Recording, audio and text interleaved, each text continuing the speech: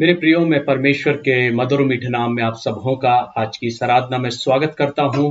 परमेश्वर का धन्यवाद करता हूँ कि प्रभु ने हम सबों को ये अवसर दिया कि हम सब मिलकर उसके नाम का धन्यवाद करने पाए। मैं आप सबों का आभारी हूँ कि आप हमारे साथ निरंतर इस आराधनाओं में जुड़ते हैं जब लाइव स्ट्रीमिंग यूट्यूब पर होती है। सो मैं परमेश्वर का धन्यवाद करता हूँ और प्रभु का सेवक होने के नाते मेरे प्रियो मैं आप सबों के लिए प्रार्थना करता हूँ कि प्रभु आप सबों को अपनी आशीष प्रदान करे। आइए आज की इस आराधना में हम अपने आप को तैयार करें, अपने जीवनों को तैयार करें कि आज की शाम परमेश्वर हमसे क्या बातें करना चाहता है। और मैं आशा करता हूं कि आप इस वचन के द्वारा अवश्य आशीषित होंगे। आइए अपने सुरों को झुकाएं, हम प्रार्थना करें। प्यारे खुदावंद, एक बार फिर से बड़े शुक्रगुजारी के साथ हम तेरे करीब आते हैं। हम धन्यवादित हैं कि आपने हमको आज का यह आशीषित दिन दिया प्रभु, कि आज इस पवित्र दिन में होकर हम आपके नाम की महिमा करने पाए।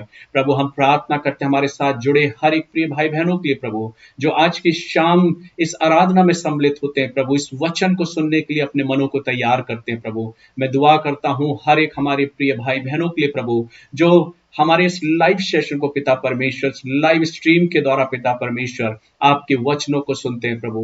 हर एक के जीवनों से आप बातचीत करें, पवित्र आत्मा प्रभु जी उनकी अगुवाई करें और प्रभु जी आपके वचन को समझने में आप उनकी मदद करें प्रभु। मेरी प्रार्थना है प्रभु, जब और भी हमारे प्रिय भाई बहन जब इन संदेशों को सुनते हैं प्रभु, हमारे हर एक प्रिय भाई बहनों पर आपकी आशीष हो। प्रत्येक की आवश्यकताओं को प्रभु, हर एक की जरूरतों को, हर एक की प्रार्थनाओं के लिए मैं दुआ करता हूं प्रभु। हर एक को प्रभु जी आप अपनी असीम करुणा, अपनी आशीष और अपने अनुग्रह में आगे बढ़ाएं, इस आशा और विश्वास के साथ कि जो कुछ हमने मांगा है आपने सुना है। दुआ खुदावंद प्रभु यीशु मसीह के नाम से को मांगते हैं, आमीन।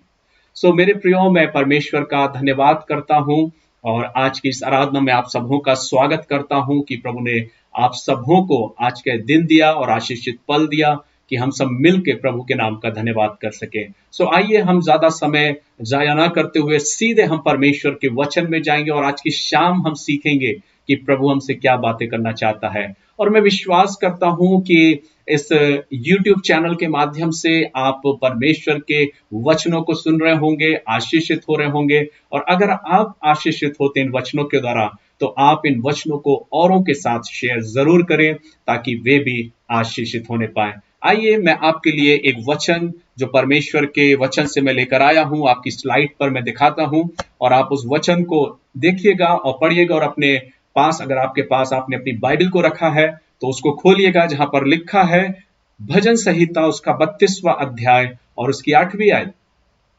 यहां पर वचन इस प्रकार से कहता है, मैं तुझे बुद्धि दूंगा और जिस मार्ग में तुझे चलना होगा उसमें तेरी अगुवाई करूंगा। मैं तुझ पर कृपा दृष्टि रखूंगा और सम्मति दिया करूंगा। प्रभु अपने वचन के पढ़े और सुने जाने पर अपनी आशीष हम सबको प्रदान करें। सो मेरे प्रियो, आज जब इस वचन को मैं आपके बीच में शेयर करने जा रहा हूं और जब इस वचन के द्वारा मैं आपके बीच में परमेश्वर के वचन को रखना चाहता हूं तो मैं बताना चाहता हूं कि कई बार जब हम अपने जीवन में परमेश्वर के वचन को पढ़ते हैं तो परमेश्वर का वचन एक ऐसे दीपक के समान है, एक ऐसे रोशनी के समान है जो मुझे सही मार्ग में चलने में मेरी और आपकी अगुवाई करता है। और जैसा कि हमने वचन को पढ़ा है, परमेश्वर के वचन को देखा है, जब मैंने आपके बीच में परमेश्वर के वचन को पढ़ा और जिस प्रकार से परमेश्वर का वचन कहता मैं तुझे बुद्धि दूंगा, और जब इस वचन को हम पढ़ते हैं तो वचन इस बात को दर्शाता है, दाऊद परमेश्वर की आत्मा से इस वचन को लिखता है और वो कहता है मैं तुझे बुद्धि दूंगा और जिस मार्ग में तुझे चलना होगा उसमें तेरी अगुवाई करूंगा। परमेश्वर जो है वो मेरी और आपकी अगुवाई करना चाहता है और उसके साथ ही साथ वचन कहता मैं तुझ पर कृपा दृष्टि रखूंगा और तुझे सम्मति दिया करूंगा। सो मेरे प्रियो, कई बार जब हम अपने जीवन में किसी यात्रा की ओर निकलते हैं या कहीं हम किसी यात्रा पर जाने की तैयारी करते हैं और अगर रास्ता अनजान है तो हम कई बार उपयोग करते हैं अपने मोबाइल या अपने सेल फोन के द्वारा उस मैप को या गूगल मैप को हम उपयोग करते हैं। और जब हम देखते हैं कि किस रास्ते से हमको जाना है, कई बार हमें उस मैप की आवश्यकता पड़ती है, गूगल मैप की आवश्यकता पड़ती है और हम अपने उस स्थान को, जिस स्थान तक हमें जाना है, उस स्थान तक जाने के लिए हम उस मैप का सहारा लेते हैं। इससे पहले कि मैं अपने संदेश को आगे और विस्तृत करूं, मैं आज के टॉपिक को आपको शेयर करना चाहता हूं। आज का जो मेरा वचन है परमेश्वर के पवित्र वचन से, और जो टॉपिक मेरा है वो है अद्भुत मार्ग। एक ऐसा मार्ग जो परमेश्वर मुझे और आपको दिखाना चाहता है। आज दुनिया में तमाम प्रकार के लोग हैं जो अन्य अन्य तरीके से, अपने अपने तरीके से अपने उन मार्गों को बताने का प्रयास कर रहे हैं, और परमेश्वर के वचन को हम पढ़ते हैं तो वो एक अद्भुत मार्ग बताने की हमसे और आपसे बात करता है। और इसलिए आज की शाम मैंने प्रयास किया कि आपके बीच में उस अद्भुत मार्ग के बारे में मैं वर्णन करने पाऊं। सो मेरे प्रियो, आज हम सीखेंगे एक अद्भुत मार्ग के बारे में। आज सबसे पहले मैं आपसे इस बात को कहना चाहता हूं कि जब आप उस मार्ग के बारे में विचार करते हैं जिस मार्ग में होकर आपको अपनी मंजिल तक पहुंचना है, आज कितने लोग हैं जो अपनी मंजिल तक पहुंचने का प्रयास करना तो चाह रहे हैं, पर कई बार उस मंजिल तक वो नहीं पहुंच पाते। इसके पीछे रीजन क्या है, उसके पीछे का उद्देश्य क्या है कि वो उस मंजिल तक नहीं पहुंच पा रहे? शायद कहीं ऐसा तो नहीं कि आपने उस मार्ग को नहीं लिया जो उस मंजिल तक आपको पहुंचाता है। कई बार अगर हम उदाहरण की रीति से देखें, जैसा मैंने आपसे कहा कि जब हमें मार्ग नहीं पता होता और एक लंबी यात्रा हमको करना है, तो ज्यादातर हम अपने जीवन के द्वारा, अपने जीवन में अपने फोन के द्वारा, सेल फोन के द्वारा, अपने उस गूगल मैप में अपनी उस मंजिल को डालते हैं, और उस मंजिल को जैसे ही हम सर्च करते हैं तो हमको गूगल मैप वो रास्ता दिखाता है।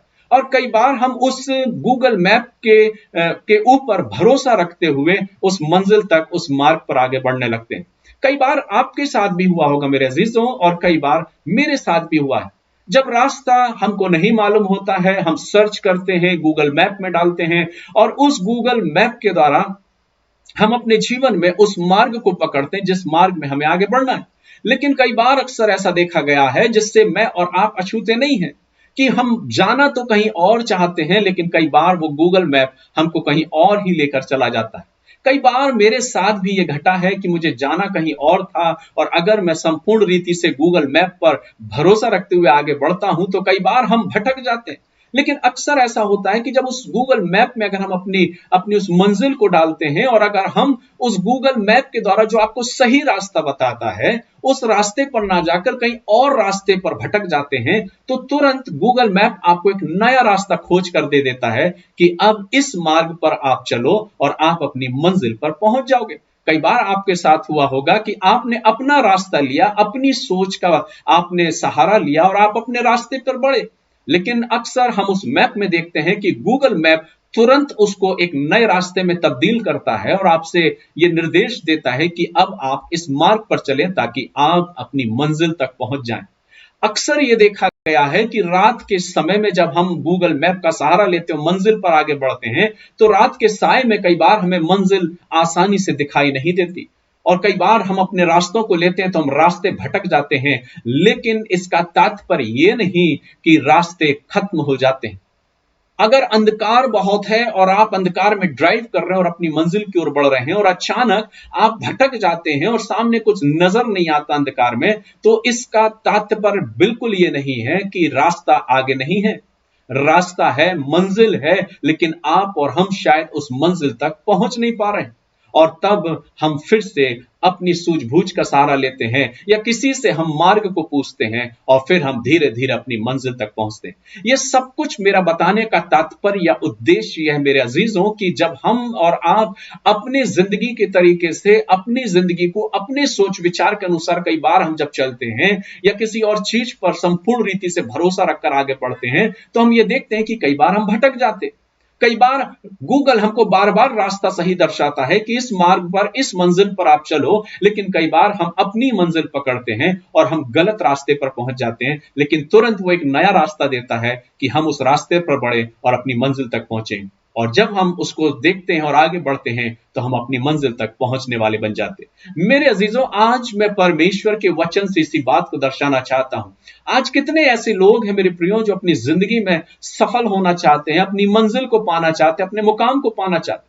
कितने हैं जो अपनी मंजिल को पाने के लिए निकले तो थे, लेकिन बीच में ही उन्होंने अपने उस यात्रा को या अपने उस मंजिल को बीच में ही रोक दिया और अपनी मंजिल को, अपने उस उद्देश्य को पूरा करने में विफल रहे।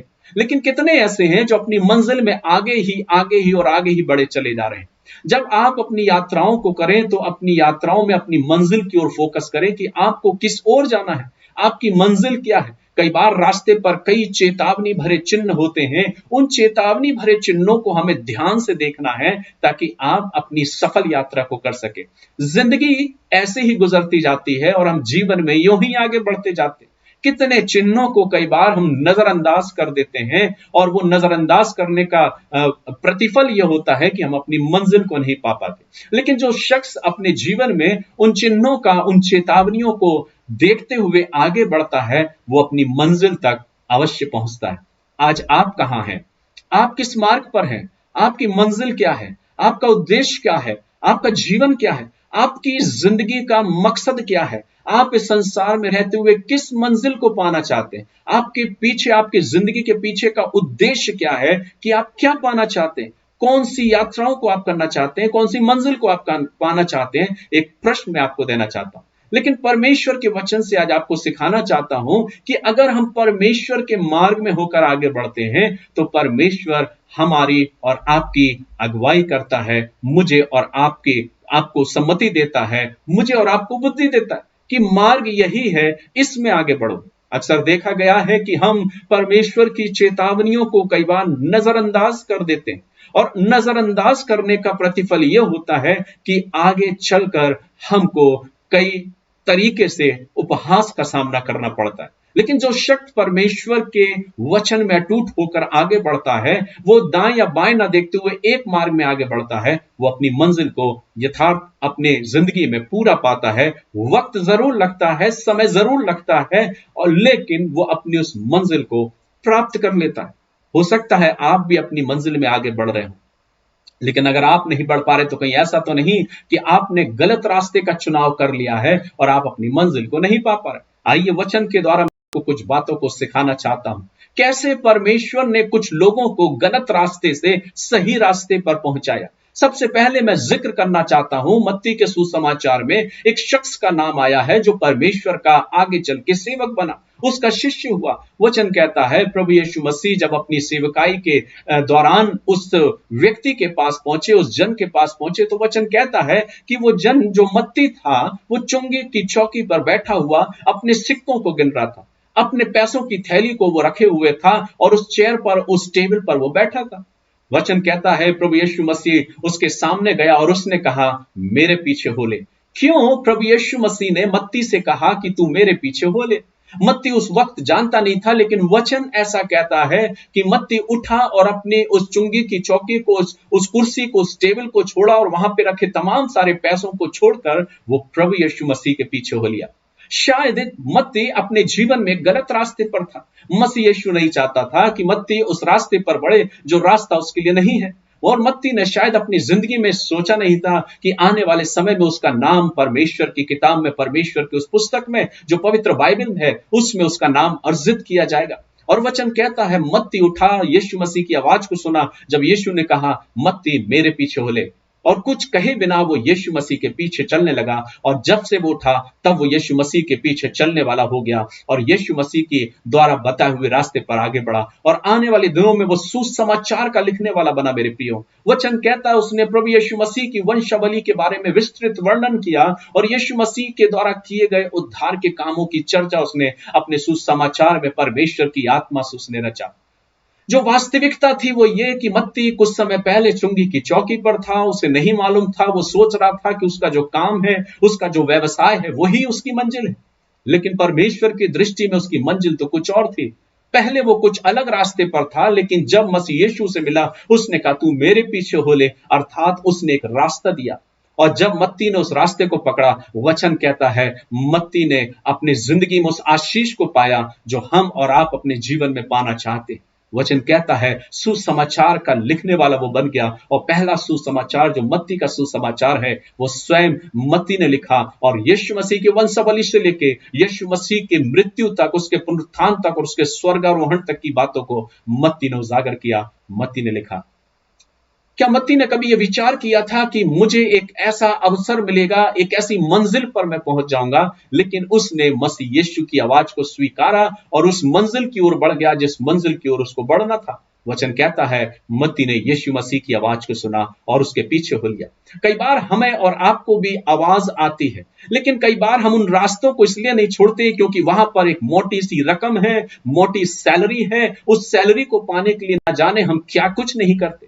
आज दुनिया भर के कार्य क्षेत्रों में आप देखें, बिना लिए दिए कुछ काम नहीं होता। हम बड़े आसानी से कह देते हैं कि हमें छुट्टी चाहिए, तो हम लिफाफा दे देते हैं। हम कुछ पैसों को पकड़ा देते हैं ताकि हमारी छुट्टी सैंक्शन हो जाए, हमको छुट्टी मिल जाए, और इस प्रकार से हम अपने जीवन में अपनी मंजिल को यूं ही जिए चले जा रहे हैं।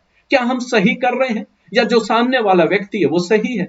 ये प्रश्न है जो मेरे और आपकी जिंदगी के लिए, हो सकता है आपको सही नजर आता हो सकता है सामने वाले को सही नजर आता हो, लेकिन जो आत्मिक बातें हैं वो उसको सही नहीं कहती हैं, क्योंकि आत्मिक बातें कुछ और ही बयां करती हैं। हम किस मार्ग पर चल रहे हैं मेरे अजीजों? कौन से मार्ग पर हम चलने का प्रयास कर रहे हैं? एक प्रश्न आज मैं आपके लिए छोड़ना चाहता हूं। क्या जिंदगी को यूं ही जिए चले जा रहे हैं कि अपने जीवन में सिर्फ खाना और पीना है, कमाना है और अपनी जिंदगी के लिए उड़ाना है, या सही मार्ग पर आगे बढ़ना है? क्योंकि वचन कहता है बहुत थोड़े हैं जो सकरे मार्ग पर चलते हैं। इतना आसान नहीं है उस मार्ग पर चलना। मत्ती के लिए भी आसान नहीं था, मत्ती के लिए भी इतना आसान नहीं था कि वो जिस मार्ग पर वो चलने के लिए आगे बढ़ा है उसके लिए आसान हो। लेकिन वचन कहता है मत्ती ने उस रास्ते को इख्तियार किया जो रास्ता मसीह यीशु ने उसको दर्शाया। उसने अपने जीवन की आहुति दी, अपने जीवन को समर्पित कर दिया, अपने जीवन को बलिदान कर दिया, लेकिन उस रास्ते को नहीं छोड़ा जो रास्ता मसीह यीशु ने उसको दिया था। आज कितने ऐसे हैं जो उस रास्ते पे बढ़ना नहीं चाहते, अपनी अभिलाषाओं को पूरा करने के लिए, पैसों के लोभ को पूरा करने के लिए अपने जीवन में वो गलत रास्तों को इख्तियार करते हैं। आज एक प्रश्न मैं आपको देना चाहता हूं कि ऐसा तो नहीं कि आप भी अपने जीवन में गलत रास्ते पर आगे बढ़ते हुए ये सोचते हैं कि आप सही रास्ते पर हैं?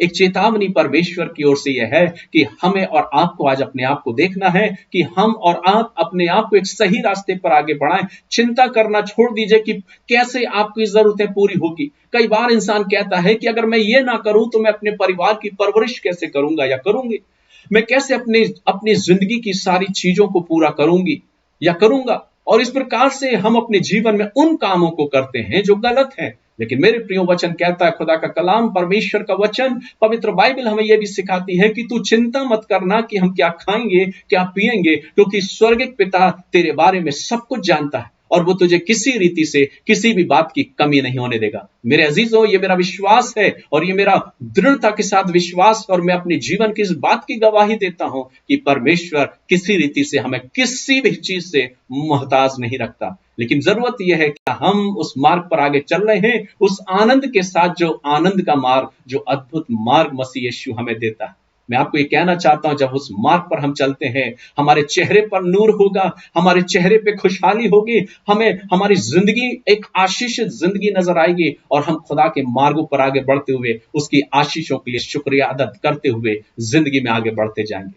आइए दूसरे शख्स के बारे में मैं वृत्तांत करना चाहता हूं, वर्णन करना चाहता हूं। एक और शख्स के बारे में जिक्र है जिसका नाम शाऊल, और वचन कहता है कि जब यीशु मसीह के लोगों को वो सताने के लिए आगे बढ़ता है तो दमिश्क के मार्ग पर वो आगे बढ़ रहा था, और तब एक आवाज उसको आई, शाऊल शाऊल तू मुझे क्यों सताता है? और तब वहां पर वो उससे कहता, तू कौन है जो मुझसे कहता है कि तू मुझे क्यों सताता? और तब उसने कहा, मैं यीशु नासरी हूं।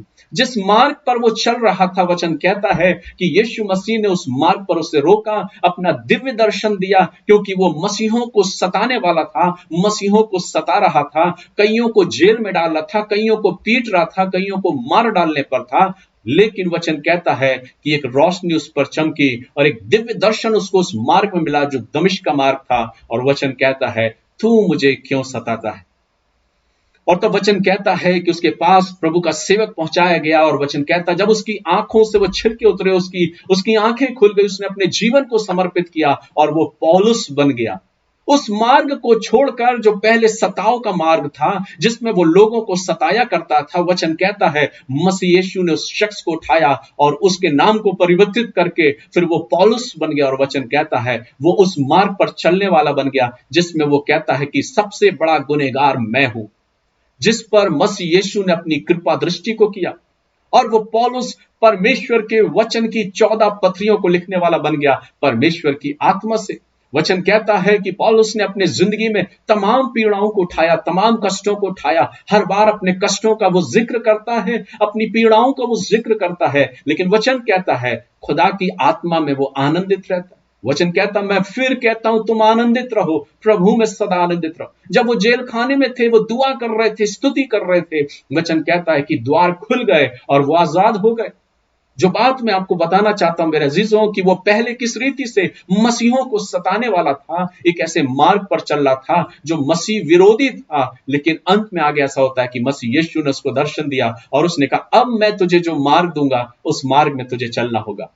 और तब वो अपने जीवन को परिवर्तित करके पौलुस बनता है, और पौलुस अपनी जिंदगी के द्वारा परमेश्वर के नाम का प्रचार प्रसार करता है, कलीसियाओं का निर्माण करता बन जाता है, कलीसियाओं का बनाने वाला बन जाता है। लेकिन हर बार अपनी पत्रियों में वो लिखता है, मैं सबसे बड़ा गुनहगार जिसमें मसीह यीशु ने अपनी कृपा दृष्टि को बना के रखी, मुझ पापी पर उसने अपनी दया को बरकरार रखा, वो अपने बारे में वो बार बार बयां करता है।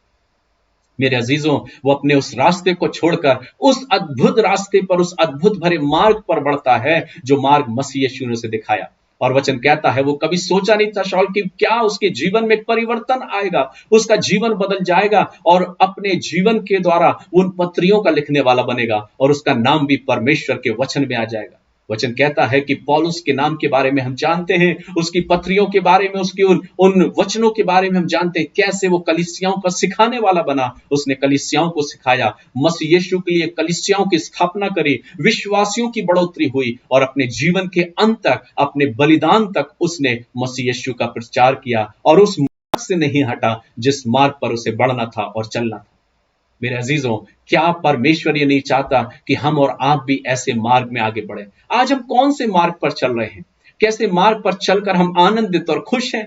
कितना अच्छा हमको लगता है, सब कुछ जानते हुए भी कि गलत हो रहा है, फिर भी हम गलत का साथ देते हैं, फिर भी हम गलत के साथ खड़े रहते हैं। हम सोचते हैं अगर हम ऐसा नहीं करेंगे तो हमारे साथ कुछ गलत हो जाएगा, इसलिए हम भी गलत करने में शामिल हो जाते हैं। कितने हैं जो गलत लोगों का साथ देते हैं, ये जानते हुए कि वो शख्स गलत है, लेकिन फिर भी उसके पीछे खड़े होकर उसका सहयोग करते हैं और ये सोचते हैं कि अगर हमने इनका साथ नहीं दिया तो कहीं हमारे साथ गलत ना हो जाए। और इस प्रकार से हम अपनी जिंदगी को जी रहे हैं। मेरे अजीजों, ऐसी जिंदगी भी किस काम की जब आप गलत को गलत देखते हुए भी गलत नहीं कहते। आज एक प्रश्न आपके लिए छोड़ना चाहता हूं, लेकिन वचन कहता है, परमेश्वर का वचन सिखाता है कि मुझे और आपको इस बात को सोचना है, कहीं मैं गलत रास्ते पर तो नहीं। बेहतर है कि आप उस रास्ते को छोड़कर अलग हो जाएं। बेहतर है कि अपनी जिंदगी से अपने उस रास्ते पर ना खड़े होकर एक ऐसे रास्ते पर चले जहां पर शायद आपके साथ कोई खड़ा तो नहीं होगा, लेकिन एक जन खड़ा होगा जो होगा परमेश्वर पिता, स्वर्ग का परमेश्वर, मेरा और आपका उद्धार करता, जिसने मुझसे और आपसे वायदा किया है, मैं तुझे कदापि अकेला नहीं छोड़ूंगा। ये मेरी गवाही है, विश्वास है कि मेरी जिंदगी के सफर में, सेवकाई में, हर दौर में, हर क्षण में, हर सफर में, हर मंजिल पर, हर स्थान पर खुदा मेरे साथ रहा। और आज मैं गर्व से कहता हूं कि मैं आनंदित हूं, खुश हूं। परमेश्वर के नाम की तारीफ और बड़ाई हो। अपनी जिंदगी में परमेश्वर पर भरोसा रखते हुए आगे बढ़ो। इंसान के जीवन में इंसानों पर भरोसा रखते हुए नहीं। जो शख्स कई बार आपके पास आकर कहेंगे, अरे आप चिंता ना करें, हम आपके साथ हैं, लेकिन वही शख्स एक दिन आपको छोड़कर चले जाएंगे। लेकिन विश्वास करिए मेरे प्रियो, परमेश्वर जो स्वर्ग का परमेश्वर है, वो आपको कभी नहीं छोड़ेगा। मेरे प्रियो, कई बार हम सोचते हैं कि हमारी मंजिल में, हमारे रास्तों में कौन खड़ा है, कौन हमारे साथ है। लेकिन मेरे प्रियो, जिसने ये सीख लिया कि आपके साथ कोई खड़ा हो या ना हो, जब अपने आप को मंजिल में अकेला खड़ा देखें, जब रास्ते में अपने आप को खड़ा देखें, ये ना सोचें कि आप अकेले हैं, लेकिन धन्य मानिए जब कोई नहीं होगा तब परमेश्वर आपके साथ होगा। वो स्वर्ग का परमेश्वर, वो मेरा और आपका उद्धार करता यीशु मसीह आपके और मेरे साथ होगा। और तब आनंद मनाना कि उसने जो वायदा किया है वो इंसानों के वायदों से बढ़कर है। वो इंसानों के समान झूठ नहीं बोलता, लेकिन वो परमेश्वर है और वो कहता, मैं तुझे कदापि नहीं छोड़ूंगा। मेरे जीवन की गवाही है, मेरे परमेश्वर ने मुझे कभी नहीं छोड़ा, किसी चीज से मोहताज नहीं होने दिया। और मैं कहता हूं कि मैं हर वक्त, हर क्षण खुदा में आनंदित हूं, खुदा में धन्य हूं, चाहे कोई हो ना हो, लेकिन मेरे साथ मेरा परमेश्वर। इस बात की मैं गवाही देता हूं। वचन कहता है कि कैसे पौलुस ने अपनी जिंदगी में उस गलत मार्ग को छोड़कर वो सही मार्ग पर आगे बढ़ा। परमेश्वर ने उसे एक ऊंचा ओहदा दिया, परमेश्वर ने उसे आशीष दी। एक और शख्स के बारे में मैं वृत्तांत करूंगा जिसका नाम जक्कई था। वचन कहता है कि जक्कई यीशु मसीह को देखना चाह रहा था, नाटा था, छोटा था, सब कुछ था।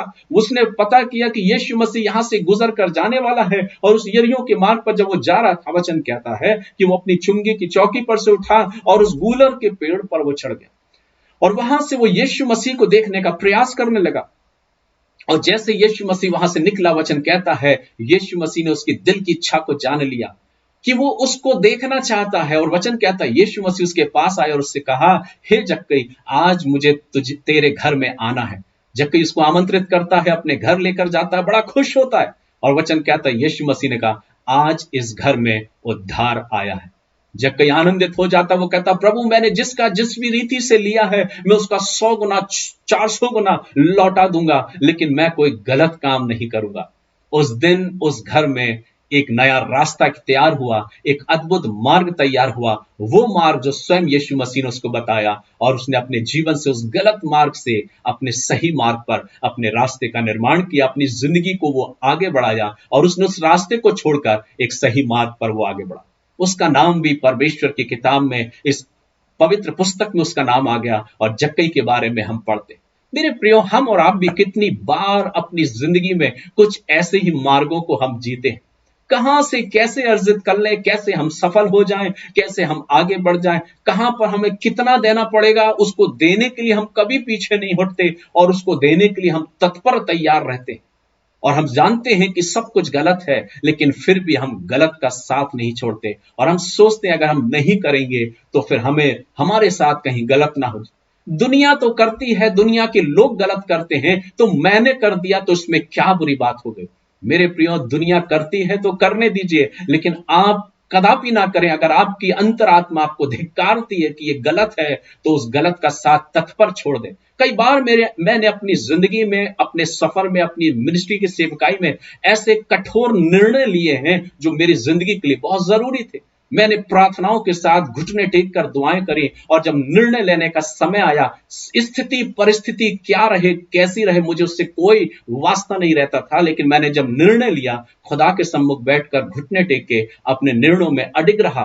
और मैं विश्वास करता हूं और इस बात का आनंद करता हूं कि जो निर्णय मैंने अब तक लिए हैं उसमें प्रभु ने मुझे संभाला है, आशीषित किया। मेरे तमाम सारे निर्णयों में प्रभु ने मुझे उन्नत किया है, और यह दर्शाया कि मैंने जो निर्णय लिया था खुदा के नाम में होकर, प्रभु से पूछकर, प्रार्थना करके, वो निर्णय मेरी जिंदगी में सही थे। मैं ये कदापि नहीं कहूंगा कि मैंने अपनी जिंदगी में कुछ गलत निर्णय लिए। नहीं मेरे अजीजों, आज मैं धन्य कहता हूं प्रभु को कि मैंने जो निर्णय लिए वो सही निर्णय। जक्कई ने भी एक निर्णय लिया, उसने कहा मैं अब गलत का साथ नहीं दूंगा, मैं गलत नहीं करूंगा, जिसका लिया भी है उसका लौटा दूंगा। और उसने उस माल को, उस दौलत को लोगों में बिखरा दिया, लौटा दिया और बांट दिया, और उस दिन उस घर में आनंद आया। जब आप गलत मार्ग से अलग हो जाएंगे मेरे प्रियो, आप बेशक कम कमाते होंगे, लेकिन आपके घर में रौनक होगी, आपके घर में आशीष होगी, आपके घर में शांति होगी, आपके घर में आनंद होगा, आपके बच्चे फलवंत होंगे, आपके पति और पत्नी आशीषित होंगे, आपका घराना, आपके बड़े बुजुर्ग सब आशीषित होंगे। लेकिन जो दौलत गलत तरीके से कमाकर, अर्जित करके आप अपने घर में लेकर आते हैं, तो आप कदापि कितना भी कमा लें, लेकिन उस घर पे और उस दौलत पे कभी बरकत नहीं होती। क्यों? क्योंकि शायद हमने कुछ गलत तरीके से अपनी जिंदगी में अर्जित किया। बेशक आप मेहनत और परिश्रम करके थोड़ा कमाइए मेरे अजीजों, लेकिन अपने जीवन में यह विश्वास करिए, प्रभु ने मुझे और आपको एक अवसर दिया है कि मैं एक सही मार्ग में आगे बढ़ूं। जक्कई ने कहा मैं सब कुछ दे देता हूं प्रभु, और मैं किसी का कुछ नहीं रखता, और उसने सबका लौटा दिया, और वो आनंद करता हुआ अपनी जिंदगी में आगे बढ़ा। क्या आप नहीं चाहते कि आपके अंदर वो आनंद हो?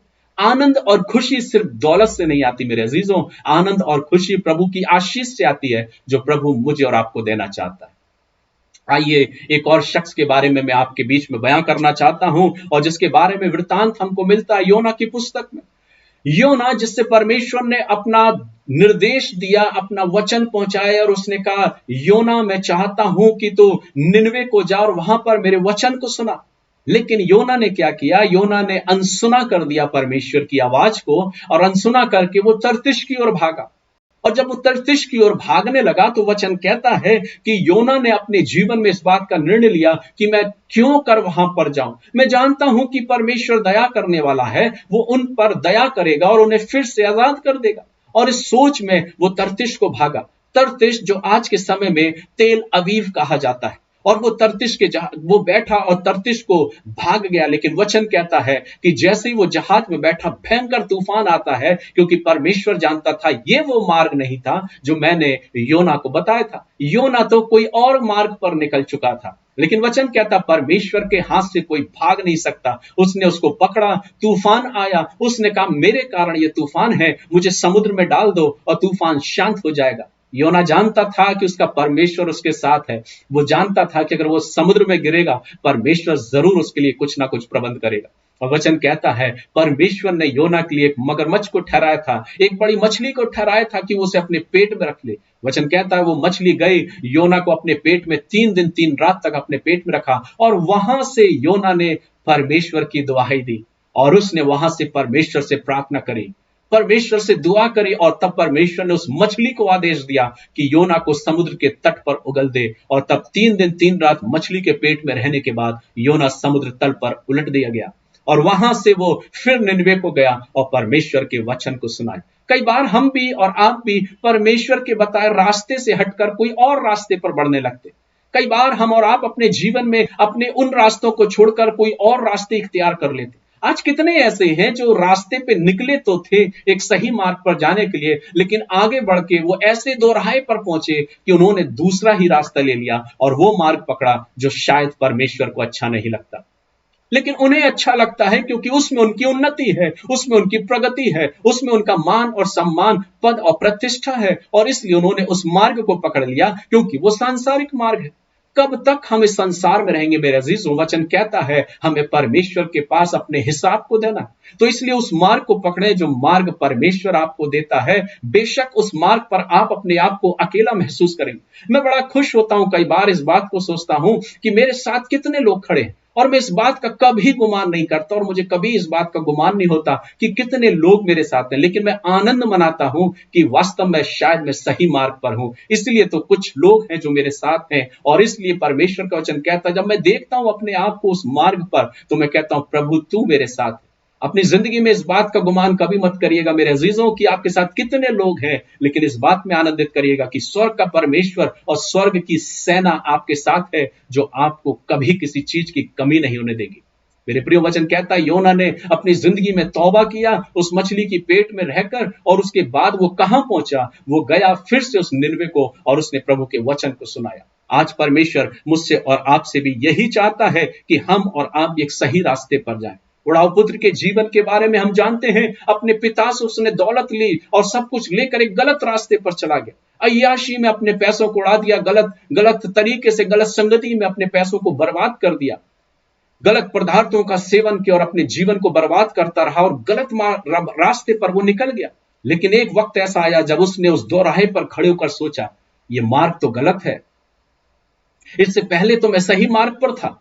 और उसने विचार किया नहीं, मुझे यहां से लौटना है। वो उसकी जिंदगी का यू टर्न बना और उसने उस रास्ते को छोड़कर उस रास्ते पर गया जो उसके लिए आशीष भरा रास्ता था। वापस लौटता है, वचन कहता है कि परमेश्वर पिता का वचन बताता है कि वो पिता अपने बेटे की राह प्रतिदिन देखा करता था, और दूर से उसने अपने बेटे को देख लिया कि ये मेरा बेटा है, दौड़ लगाकर उसके पास जाता है। बाइबल बताती है वो नौजवान जो बच्चा था जो अपने पिता को छोड़कर चला गया था, वो अभी रास्ते पर ही था कि पिता दौड़ कर जाता है और अपने गले से उस बच्चे को लगा लेता है, उसे चूमता है, उसे प्यार करता है, अपने घर लेकर आता है। और वो बेटा बोलता, पिता मैंने स्वर्ग के विरोध में और तेरे विरुद्ध पाप किया है, मुझे माफ करना, मुझे एक नौकर की नाई रख ले।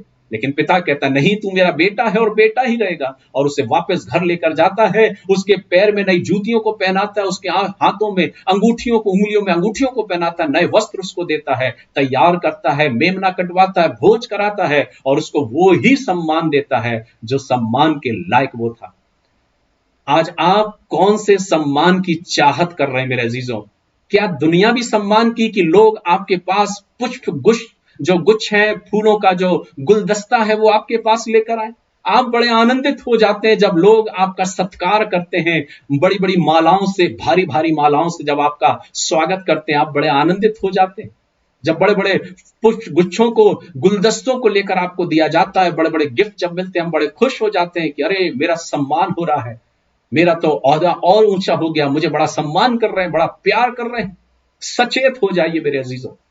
वो सम्मान जो संसार और संसार तौर तरीकों से होता है मेरे प्रियो, वो ज्यादा दिन तक ठहरता नहीं, वो पल भर का है, क्षण भर का है। लेकिन वो सम्मान जो स्वर्ग का परमेश्वर आपको देता है, वो चिरस्थायी है, वो कभी खत्म नहीं होता। और वचन कहता है उस सम्मान को उस पिता ने अपने बेटे को दिया। वो स्वर्ग का परमेश्वर जो आपको भी सम्मान देना चाहता है, आपको भी प्यार करता है, आपसे मोहब्बत करता है, आपको अपना वो अधिकार, अपना अपना वो प्यार आपकी जिंदगी में लौटाना चाहता है, आपको बताना चाहता है कि वो आपसे कितना प्यार करता है। और इसलिए तो वचन कहता है कि आज भी वो अपनी बाहें फैलाए हुए आपसे और मुझसे कहता है, हे सब थके मांदे और बोझ से दबे हुए लोगों, मेरे पास आओ, मैं तुम्हें विश्राम दूंगा। आज आपके लिए प्रश्न देना चाहता हूं, ये विषय छोड़ना चाहता हूं, उस अद्भुत मार्ग को छोड़कर आप किस मार्ग पर आगे बढ़ रहे हैं? आप क्या सोचते हैं कि आप सब कुछ सही कर रहे हैं?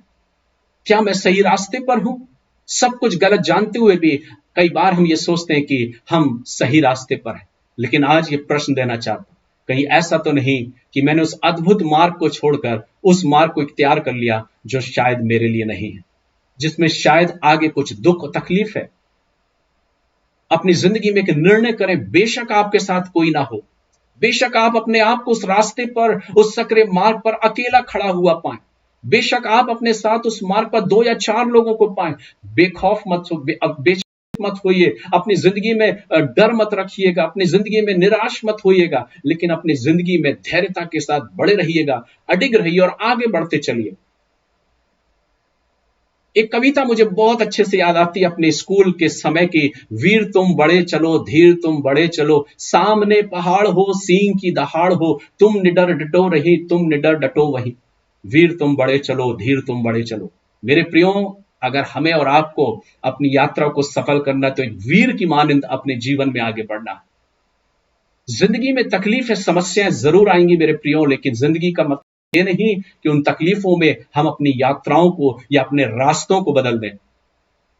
हम अपनी मंजिल में आगे बढ़ते जाएं, अपने हर एक दौर में आगे बढ़ें। यह ध्यान रखें कि प्रभु आपके साथ है। मैं आशा और विश्वास करता हूं कि आज के वचन के द्वारा आपने जरूर बरकत पाई होगी और आज का वचन आपको जरूर आशीषित किया होगा। अगर आपके जहन में भी यह प्रश्न आता है कि शायद आप किसी क्षेत्र में गलत हैं या गलत तरीके से अपने जीवन को जी रहे हैं, अभी सचेत हो जाइए और अपनी जिंदगी में अगर निर्णय लेने पड़े तो निर्णय लेने में पीछे मत हटिए। अगर आप अपने जीवन को आशीषित बनाना चाहते हैं, अपने जीवन को परमेश्वर के मार्ग में आगे बढ़ाना चाहते हैं, तो निर्णय लेना सीखिए। लेकिन उस अद्भुत मार्ग को मत छोड़िए जिस अद्भुत मार्ग में चलाने की, अगुवाई करने की परमेश्वर अपनी इच्छा को आपसे जाहिर करता है। वो अपनी इच्छा को आपको प्रकट करना चाहता है कि मैं तुझे सम्मति दिया करूंगा, जिस मार्ग में चलना है उसमें मैं तेरी अगुवाई करूंगा, मैं तुझे बुद्धि दूंगा। जब आप सही मार्ग पर चलने वाले बन जाएंगे मेरे प्रियो, तो एक बात याद रखिए, जब आप उस मार्ग पर चलेंगे जो परमेश्वर का मार्ग है, परमेश्वर आपकी अगुवाई करेगा, आपको बुद्धि देगा, समझ देगा। लेकिन जब आप गलत मार्ग पर चलेंगे, सबसे पहले आपकी बुद्धि भ्रष्ट हो जाएगी। आपको सब कुछ अच्छा नजर आएगा कि सब कुछ तो अच्छा है, इसमें बुरा क्या है, इसमें गलत क्या है। अगर हमारे थोड़े से देने के द्वारा, थोड़ा सा कुछ करने के द्वारा अगर हमें कुछ सही तरीका मिल जाता है तो इसमें गलत ही क्या। लेकिन सचेत रहिए मेरे प्रियो। खैर, चुनाव आपका है, मैं किसी पर प्रेशर नहीं देता। वचन मैंने आपको दिया है, आपको क्या अच्छा लगता है, स्वीकार्य है या नहीं है, यह निर्णय आप पर छोड़ता हूं। और ये विचार करने का ये आपको अवसर देता हूं, कहीं ऐसा तो नहीं कि मैं और आप अपनी जिंदगी में गलत मार्ग पर चलें। लेकिन आज निर्णय करने का अवसर है, सही मार्ग पर चलिए मेरे प्रियो। और आप अपने जीवन में ये देखेंगे और आपके जीवन की गवाही होगी कि आप कभी भी किसी रीति से, किसी भी प्रकार से निराशाओं में नहीं होंगे। बेशक आप अकेले होंगे, पर आप खुश होंगे, आनंदित होंगे। आज कितने हैं जिनके साथ हर कोई होने के बावजूद भी वे निराश और हताशाओं में हैं। प्रभु आप सबों को आशीष दे इस वचन के द्वारा। और खुदा का सेवक होने के नाते मेरी खुदा से यह दुआ है कि प्रभु इन वचनों के द्वारा आप सबों को अपनी अपार आशीषों से परिपूर्ण करो और ऐसी सामर्थ्य दे कि आप अपने जिंदगी के सफर में, अपने बुढ़ापे तक, अपनी जिंदगी के अंतिम क्षण तक उस रास्ते पर चलें जिस रास्ते पर चलने पर प्रभु आपकी और मेरी अगुवाई करना चाहता है। अपने मार्ग को, अपनी अगुवाई को, अपनी यात्रा को परमेश्वर के हाथों में सौंपें। मुझे आपका और लोगों का नहीं मालूम जो इस मैसेज को सुनेंगे, लेकिन मैंने अपने जीवन में खुदा का खादिम होने के नाते खुदा पर भरोसा रखते हुए अपनी जिंदगी को, अपनी यात्राओं को खुदा के हाथों में सौंपा है। और मैं आनंदित हूं, मैं खुश हूं, मैं प्रसन्नचित हूं और मैं आशीषित हूं। मैं इस बात की गवाही देता हूं कि प्रभु ने मुझे संभाला और आगे बढ़ाता गया, और वो मेरी आगे भी अगुवाई करेगा, और परमेश्वर अपने नाम की महिमा निरंतर मुझसे कराएगा। प्रभु इन वचनों के द्वारा आप सबों को आशीष दे। मेरे आप सबों से गुजारिश है कि अगर आप इस वचन को आशीष पाते हैं तो लोगों के साथ जरूर शेयर करें। प्रभु आप सबों को आशीष दे। गॉड ब्लेस यू, और थैंक यू सो मच कि आप निरंतर यूट्यूब के जरिए मेरे चैनल पर आकर प्रभु के वचनों को सुनते हैं। और अगर आप आशीषित होते हैं मेरे प्रियो, तो आप लोगों के साथ जरूर शेयर किए। मैं इसलिए नहीं कहता कि ये सब्सक्राइबर मेरे बढ़ जाए या मैं यूट्यूब पे एक अच्छा सब्सक्राइबर हूं। नहीं मेरे प्रियो, मुझे ऐसी कोई किसी भी चीज में दिलचस्पी नहीं है। मेरा उद्देश्य और मकसद जो है कि वचन ज्यादा से ज्यादा लोगों तक पहुंचे। कोई करे या ना करे, मुझे उससे कोई वास्ता नहीं, लेकिन मैं चाहता हूं कि वचन लोगों के पास ज्यादा से ज्यादा पहुंचे और लोग वचन को पाके आशीषित हों। अगर आप इसमें अपना योगदान देना चाहते हैं तो आप इस वीडियो को जरूर शेयर करें और परमेश्वर की आशीष में उस हिस्सेदार बने, ताकि परमेश्वर आपको भी आशीष दे उस वचन को बांटने के द्वारा। God bless you. जय मसीह की। प्रभु आप सबों को आशीष दे। मैं हमेशा आपका आभारी हूं कि आप अपने संदेशों के द्वारा मेरे संदेश आशीषित होते हैं, कमेंट्स को करते हैं। आप सबों का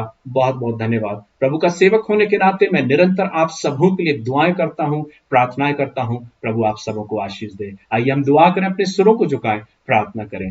प्यारे प्रभु, एक बार फिर से बड़ी शुक्रगुजारी के साथ हम आपके करीब आते हैं। हम धन्यवाद देते हैं कि आपने हमारी प्रार्थनाओं को सुना। प्रभु आज के इस दिन को दिया, धन्यवाद देते हैं। आज अपने वचन से हमें तृप्त किया प्रभु, इसलिए हम आपका धन्यवाद करते हैं। मैं शुक्रिया अदा करता हूं प्रभु अपने जीवन के लिए और अपनी जिंदगी में लिए गए हर एक उन निर्णयों के लिए प्रभु, जिसमें तूने मुझे सक्षम किया पिता। और आज मैं इस बात को कह सकता हूं, गवाही देता हूं इस बात की कि जो निर्णय मैंने लिए वो मेरे लिए बहुत लाभकारी रहे। इसलिए खुदा मैं तेरा धन्यवाद करता हूं। मैं दुआ करता हूं मेरे अजीज प्रिय भाई बहनों के लिए, बच्चों के लिए, छोटे बच्चों के लिए जो गोद में हैं, जो नए जन्माए हुए बच्चे हैं प्रभु, उन सबों पर मैं आपकी ब्लेसिंग्स और आशीष की घोषणा करता हूं। प्रभु मैं हर एक प्रिय भाई बहनों के लिए जिस समय मेरे साथ दुआ में बैठे, और अगर इनकी कोई विशेष प्रार्थना है, कोई दुख में है, तकलीफ परेशानी में, प्रभु अपनी असीम करुणा के द्वारा इनके दुखों को दूर करके इन्हें आशीषित करें, इन्हें आनंदित करें प्रभु, और होने दिए सब आशीष और आनंदित हो। हमारे हर एक प्रिय भाई बहन आप में आनंदित, सकुशल और आनंदित रहे, आशीषित रहे प्रभु, और इनका घर घराना आनंदित रहे। सारी बातों के लिए हम धन्यवाद देते हैं प्रभु। हर एक पर आपकी आशीष बना चाहते हुए प्रार्थना प्रभु यीशु ख्रीस्ट के नाम से मांगते, सुनिए, ग्रहण कीजिए, आमीन। मेरे प्रियो, हम सब प्रभु की प्रार्थना एक साथ करें। हे हमारे पिता, आप जो स्वर्ग में हैं, आपका नाम पवित्र माना जाए, आपका राज आवे, आपकी इच्छा स्वर्ग में पूरी होती है वैसे इस पृथ्वी पर भी पूरी हो। हमारी दिन रोटी आज अपनी दो, और जिस तरह हमने अपने अपराधों को क्षमा किया, वैसे आप भी हमारे अपराधों को क्षमा करें। हमें परीक्षा में न डाले, परंतु बुराई से बचाएं, क्योंकि राज, पराक्रम और महिमा सदा आपकी है, आमीन। हमारे प्रभु यीशु मसीह का अनुग्रह, परमेश्वर पिता का प्रेम, पवित्र आत्मा की संगति, सहभागिता और उसकी आशीषें आप सबों के साथ अब से लेके युगानुयुग तक होती रहे, परमेश्वर पिता, पुत्र, पवित्र आत्मा के द्वारा, आमीन। आप सबों को जय मसीह की। थैंक यू सो मच आज की शाम इस आराधना में जुड़ने के लिए, कि आप सब आज की शाम इस आराधना में जुड़े। परमेश्वर आप सबों को आशीष दे, और जैसा मैंने कहा कि सही मार्ग का इख्तियार करें, सही मार्ग पर आगे बढ़ें, वो मार्ग में आगे बढ़ें जो अद्भुत मार्ग है। God bless you. प्रभु आप सबों को आशीष दे।